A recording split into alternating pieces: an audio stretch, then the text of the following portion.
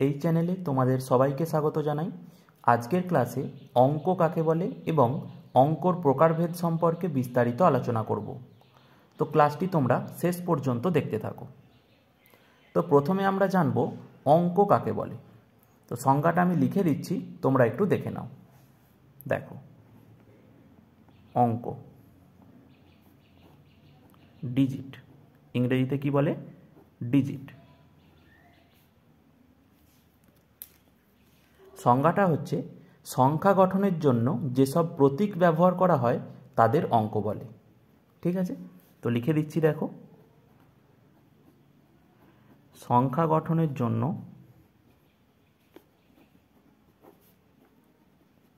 যেসব প্রতীক ব্যবহার করা হয়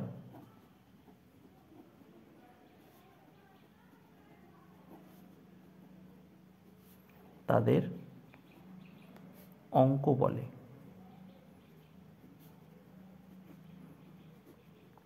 বুঝতে পারলে? তো অঙ্ক মোট 10টি। অঙ্ক কটা রয়েছে? মোট 10টি রয়েছে। ঠিক আছে, তো এখানে লিখে দিচ্ছি অঙ্ক মোট 10টি। ঠিক আছে, যথা 1, 2, 3, 4, 5, 6, 7, 8, 9 এবং 0। এই 10টা হচ্ছে অঙ্ক। বুঝতে পারলে? ঠিক আছে, তো এইবার আমরা অঙ্কর প্রকারভেদ সম্বন্ধে জানব। তো দেখো, অঙ্ক দুই প্রকার। প্রথমত সার্থক অঙ্ক,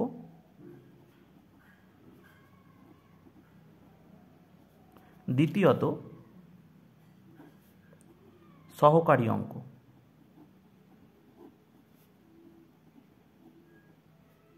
তাহলে অঙ্ক কত প্রকার? দুই প্রকার। প্রথমত সার্থক অঙ্ক, দ্বিতীয়ত সহকারী অঙ্ক। তো এইবার আমরা জানব সার্থক অঙ্ক কাকে বলে। ঠিক আছে, দেখো,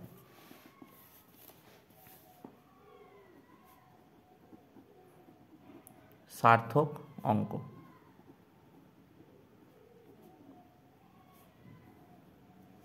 দেখো, সংজ্ঞাটা আমি লিখছি, তোমরা দেখে নাও। তারপর আমি উদাহরণের সাহায্যে বিষয়টা বুঝিয়ে দেবো। ঠিক আছে, যেসব অঙ্ক কোনো সংখ্যার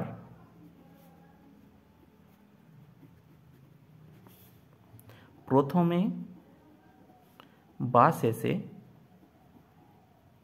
অথবা সংখ্যাটির অঙ্কগুলির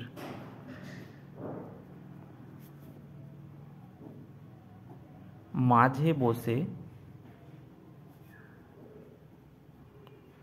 নতুন একটি সংখ্যা তৈরি করে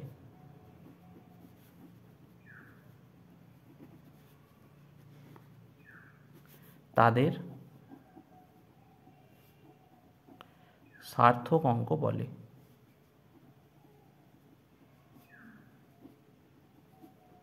তো সংজ্ঞাটা কি লিখলাম একটু দেখে নাও। যেসব অঙ্ক কোনো সংখ্যার প্রথমে বা শেষে অথবা সংখ্যাটির অঙ্কগুলির মাঝে বসে নতুন একটি সংখ্যা তৈরি করে তাদের সার্থক অঙ্ক বলে। তো সার্থক অঙ্ক রয়েছে 9টি।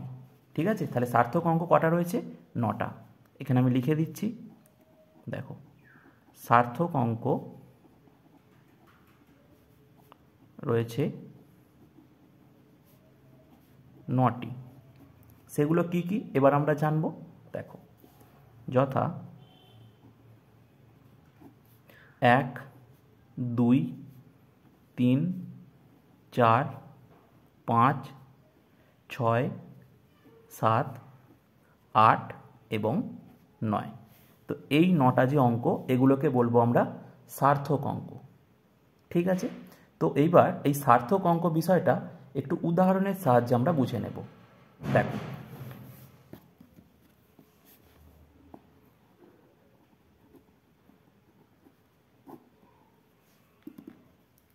ধরো আমি একটা সংখ্যা লিখলাম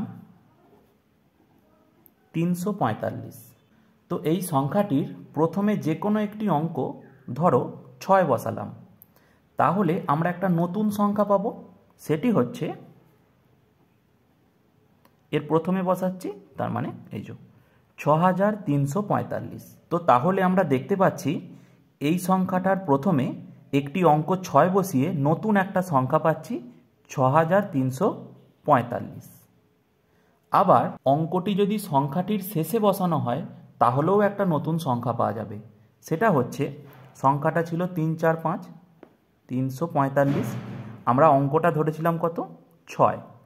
ঠিক আছে, এখন এই অঙ্কটা আমরা সংখ্যাটার শেষে বসাবো, তার মানে এখানে বসালাম। তাহলে এক্ষেত্রেও দেখো একটা নতুন সংখ্যা পাওয়া গেল, 3456। ঠিক আছে, আবার অঙ্কটিকে যদি এই 3 ও 4 এই দুটি অঙ্কের মাঝখানে বসাই তাহলেও আমরা একটা নতুন সংখ্যা পাবো। সেটি কীরকম হবে দেখে নাও। দেখো 3 ও 4-এর মাঝখানে আমরা অঙ্কটাকে বসাবো।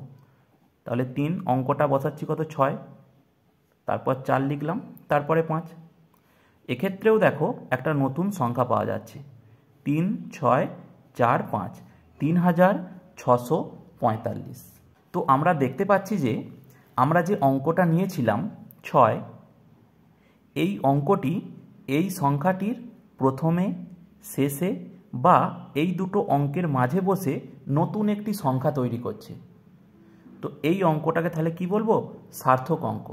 একইভাবে তোমরা এই যে 9টা সার্থক অঙ্ক রয়েছে, এই 9টা সার্থক অঙ্কের যে কোনো তোমরা অঙ্ক নিয়ে যদি তোমরা যে কোনো সংখ্যার প্রথমে বা শেষে বা অঙ্কগুলির মাঝখানে বসিয়ে দেখো, তোমরা নতুন একটি করে সংখ্যা অবশ্যই পাবে। বুঝতে পারলে? তাই এই অঙ্কগুলোকে আমরা কি বলবো, সার্থক অঙ্ক বলবো। ঠিক আছে, তো এইবার আমরা জানবো সহকারী অঙ্ক কাকে বলে। তো দেখো,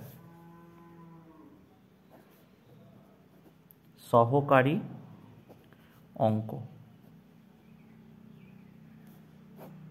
তো সংজ্ঞাটা লিখে দিচ্ছি, তোমরা একটু দেখে নাও। দেখো, সংজ্ঞাটা হচ্ছে, যেসব অঙ্ক সংখ্যার শেষে অথবা সংখ্যাটির অঙ্কগুলির মাঝে বসে নতুন একটি সংখ্যা গঠন করতে পারলেও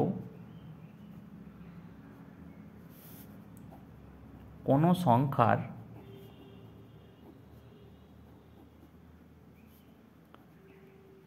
প্রথমে বসে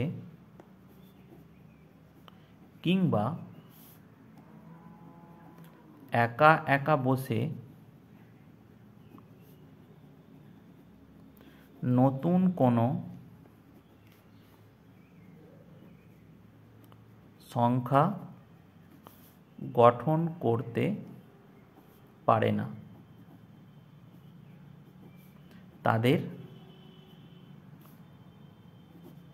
সহকারী অঙ্ক বলে। ঠিক আছে, তো সংজ্ঞাটা কি লিখলাম একটু দেখে নাও। যেসব অঙ্ক সংখ্যার শেষে অথবা সংখ্যাটির অঙ্কগুলির মাঝে বসে নতুন একটি সংখ্যা গঠন করতে পারলেও কোনো সংখ্যার প্রথমে বসে কিংবা একা একা বসে নতুন কোনো সংখ্যা গঠন করতে পারে না, তাদের সহকারী অঙ্ক বলে। ঠিক আছে, তো সহকারী অঙ্ক একটিই রয়েছে, যেটি হচ্ছে 0। বুঝতে পারলে? তো এখানে লিখে দিচ্ছি, সহকারী অঙ্ক একটি। ঠিক আছে, সেটি হচ্ছে 0। বুঝতে পারলে? ঠিক আছে, তো এইবার উদাহরণ দিয়ে বিষয়টা আমি বুঝিয়ে দিচ্ছি, দেখে নাও।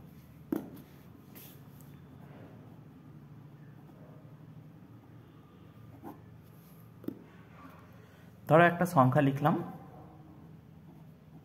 236। এইবার এই সংখ্যাটির শেষে যদি একটা অঙ্ক শূন্য বসিয়ে দিই তাহলে কি হয় দেখি। দেখো 2, 3, 6 এর শেষে মানে এখানে আমি শূন্য বসালাম, তাহলে আমরা দেখতে পাচ্ছি একটা নতুন সংখ্যা তৈরি হয়েছে। দেখতেই পাচ্ছ তোমরা 2360 একটা নতুন সংখ্যা তৈরি হলো। আবার এই যে অঙ্কটা আমরা বসালাম শূন্য, এই অঙ্কটা যদি 3 ও 6 বা 2 ও 3 এই দুটি অঙ্কের মাঝে বসাই তাহলেও আমরা একটা নতুন সংখ্যা পাবো। তো দেখে নেওয়া যাক। 2, 3, এবার আমরা বসাচ্ছি 3 আর 6 এই দুটো অঙ্কের মাঝখানে যে অঙ্কটা আমরা ধরেছিলাম সেটা বসাচ্ছি, ঠিক আছে, শূন্য বসাচ্ছি, 0, 6, 2306, তাহলে একটা নতুন সংখ্যা পেলাম, ঠিক আছে। এইবার যদি এই শূন্যটাকে আমরা প্রথমে বসাই, এই সংখ্যাটার প্রথমে বসাই, তাহলে আমরা কি সংখ্যা পাই দেখি। 2, 3, 6টা ছিল, এ যদি আগে বসাই তাহলে এর সংখ্যাটা কত হচ্ছে, 0, 2, 3, 6 মানে কি 236ই হচ্ছে। তাহলে নতুন কোনো সংখ্যা গঠন করতে পারছে না, বুঝতে পারলে। এখানে শূন্যটাকে তো শূন্য বাম দিকে বসে আছে মানে কি এর আগে যেহেতু কোনো অঙ্ক নেই তাই এই শূন্যটাকে আমরা ধরবো না, তার মানে শুধু 236। তো এখানে তো 236ই ছিল, তাহলে নতুন কোনো সংখ্যা তৈরি হচ্ছে কি, হচ্ছে না।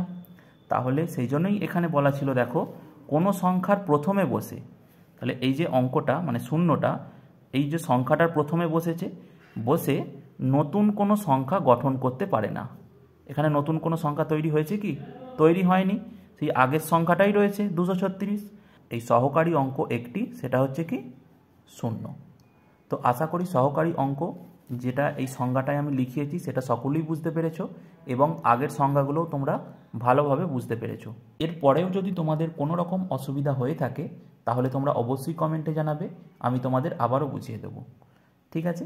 আর আজকের ক্লাসটি কেমন লাগলো সেটিও তোমরা অবশ্যই কমেন্টে জানিও। যদি তোমাদের ভালো লেগে থাকে তাহলে তোমরা অবশ্যই একটি লাইক ও বন্ধুদের সাথে শেয়ার করতে পারো।